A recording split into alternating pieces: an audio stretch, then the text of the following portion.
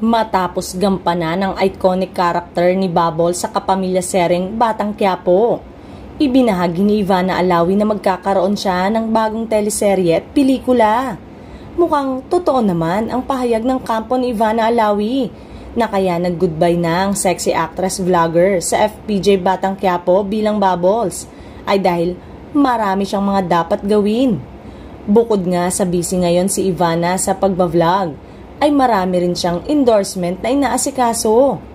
Nitong Huwebes nga ay nilaunch ni Ivana sa Barbie campaign ng LVNA by Drake Dustin. Mala Barbie nga si Ivana sa campaign ng Filipino-owned jewelry brand. Sa itsura ni Ivana sa launch sa Manila Peninsula, mala Barbie nga talaga ang beauty niya.